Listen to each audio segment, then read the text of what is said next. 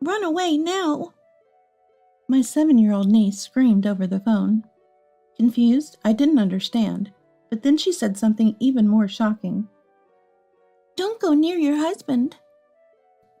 At that moment, I was on my home's balcony, taking pictures, and had put the phone on speaker. Suddenly, I noticed my husband nearby, wearing a creepy smile. What?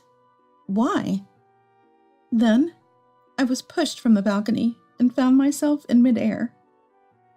My name is Bailey. I'm 28 years old. I married Lovell, my same-aged husband, 3 years ago.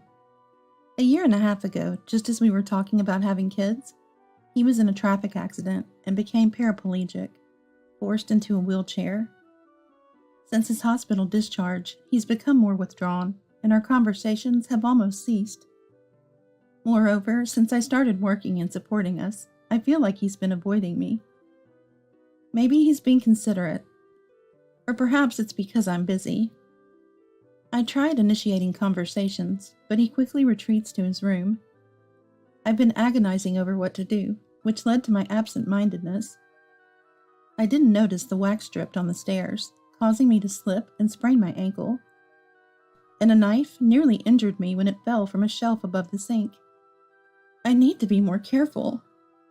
But it bothered me, wax on the stairs I hadn't used, and a knife in an unlikely high spot. Why there? It's strange, isn't it? No one else comes home, so it's just my husband and me. But he can barely stand on his own, and the sink area isn't wheelchair accessible. Could I have done it and forgotten? I doubted that, yet I spent my days in unease. One day, I went to deliver a school entrance gift to my niece at my brother's house. I invited my husband, but he didn't want to go, so I went alone. I planned to talk to my brother about my husband. Upon arriving and handing over the gift, my niece Wills said something unexpected. Uncle can't walk right now, right? What? No, not yet. That's weird. I dreamt of Uncle walking.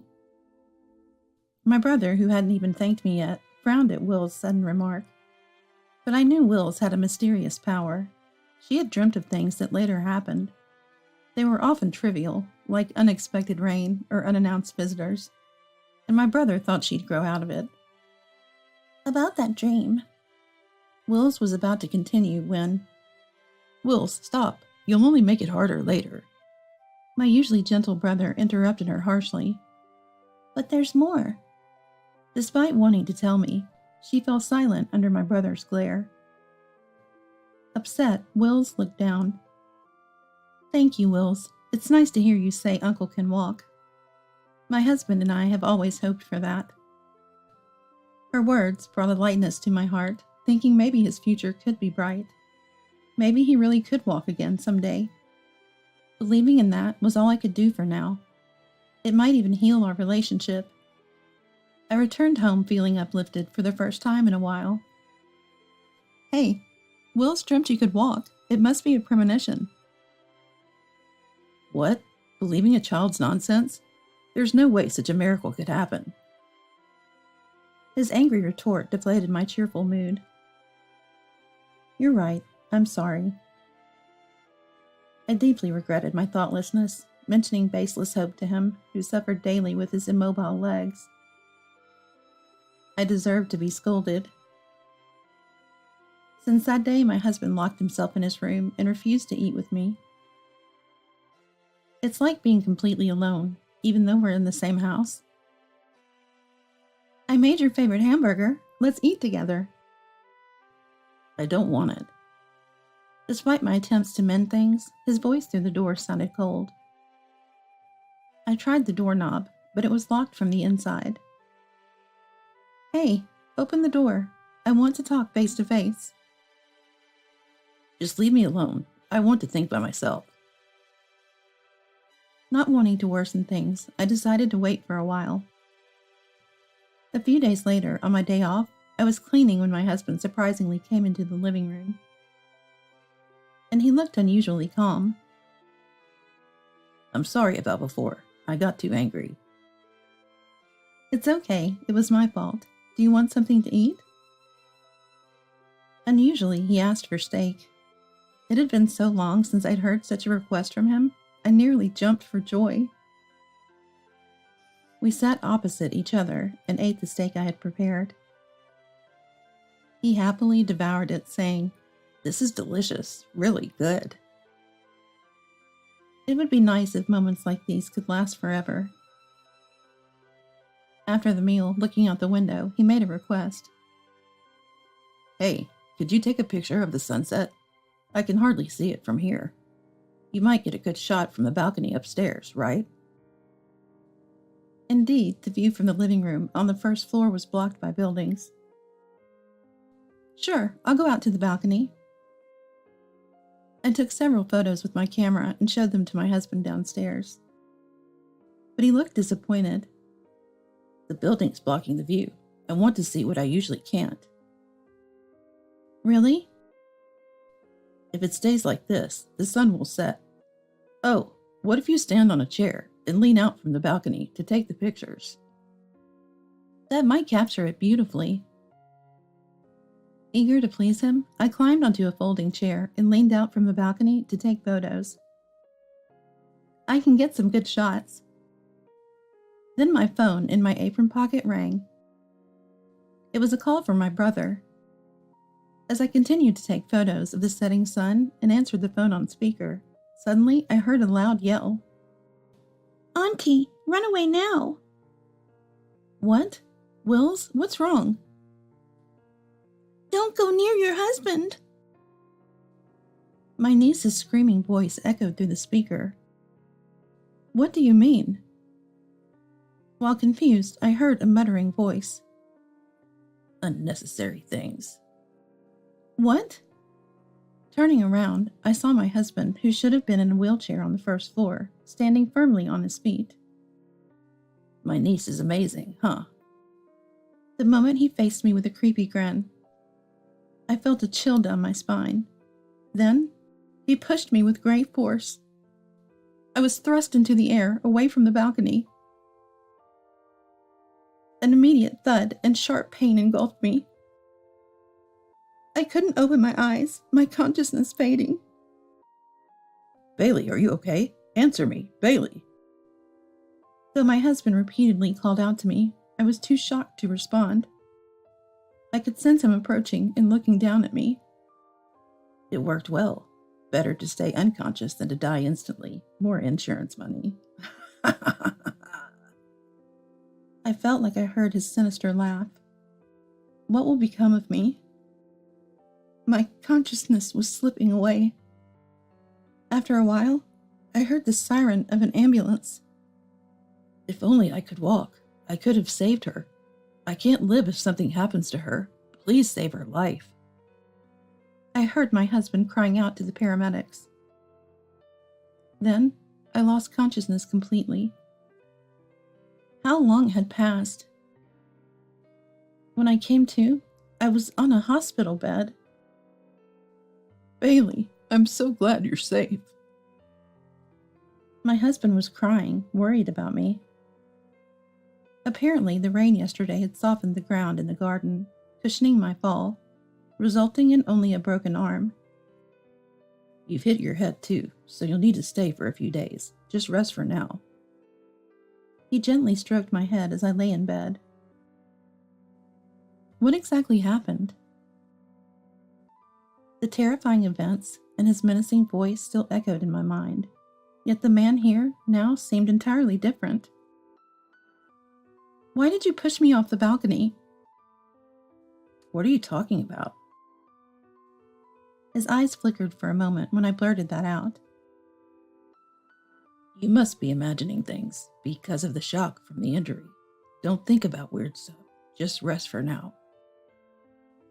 Saying this sadly, he pulled out the camera I had been using to photograph the sunset earlier. "Leaning out from the balcony with a camera is obviously dangerous. I don't know what you were trying to capture, but this camera is broken and useless now." With that, he threw the damaged camera into the trash bin in the room. It was him who had asked me to take pictures of the sunset. Yet now, he was pretending it never happened, his eyes seeming dark and murky, Afterward, he played the role of a worried husband, repeatedly apologizing to the doctors and nurses, asking them to take good care of me before leaving. Watching him lie so effortlessly, I felt my feelings for him grow cold, sensing all the love I had disappearing. Was this what Wills was talking about? I remembered my niece's worried face and voice. Why didn't I listen more seriously to the 7-year-old girl with her strange ability to save me? The next day, as soon as I could get up, I contacted my brother. Bailey, are you all right? That's good to hear. He had been worried since he heard my scream during the call the day before. When I told him I was in the hospital with a broken arm, he said he would come right away. My niece Wills also came to the hospital room with my brother, looking sad as she touched the cast on my arm. I wanted to tell you the other day. I kept having dreams of you being pushed from a high place. So it was true. I had the same dream again, so I called you.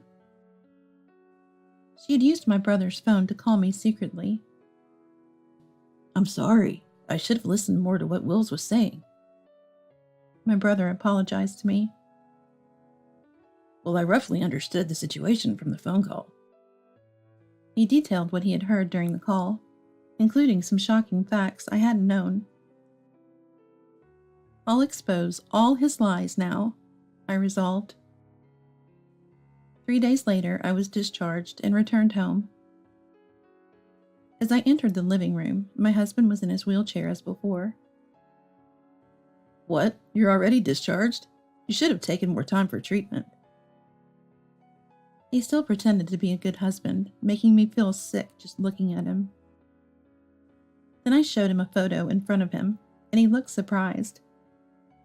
Why? The camera should be broken. Yes, this photo was taken with the camera I used for the sunset. It accidentally captured him standing up and attacking me. The screen was broken, but the SD card inside still saved the photos. This proves you can walk, so you can't deny it anymore. My husband clicked his tongue and slowly stood up from the wheelchair. Well, it can't be helped if I'm caught. He brazenly began to confess everything. Apparently, he truly couldn't walk for a while after the accident, but began to regain mobility about 2 months later. However, he continued to pretend to be disabled, thinking it would bring more compensation and insurance money. You've been deceiving me all this time? To deceive the enemy, first deceive your allies, right? Besides, there couldn't be a better deal than this. I was genuinely worried about you. I've been devoted to you. Huh? Then my husband let out a sleazy, mocking laugh. If that's the case, it would have been better if you had a more serious injury and stayed in the hospital longer. Traffic accidents really bring in the most money. What? Next time, I'll push you in a place with heavy traffic.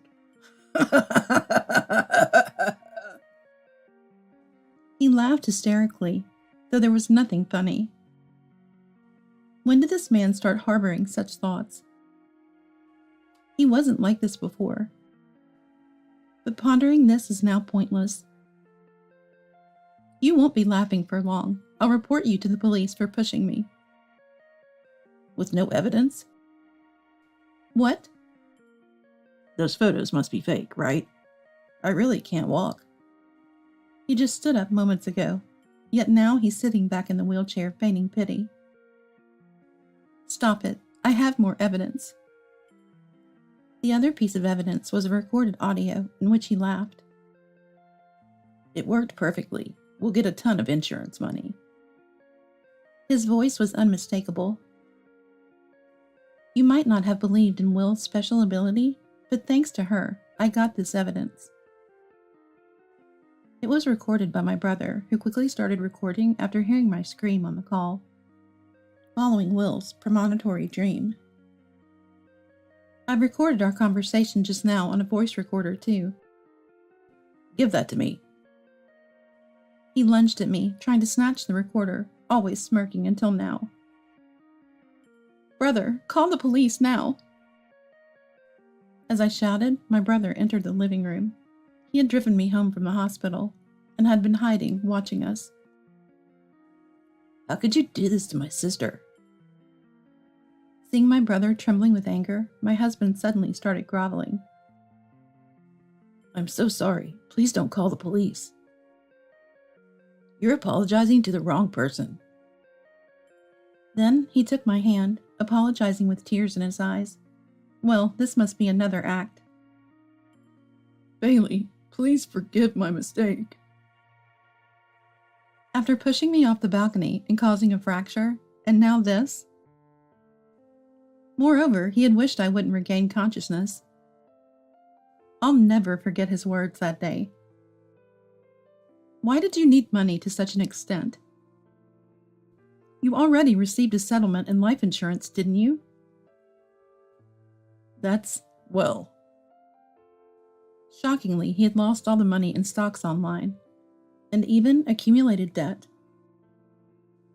Bailey, I'm really sorry. You'll forgive me, right? What a hopeless man. Realize the gravity of your crimes. Sensing danger, he tried to flee towards the door.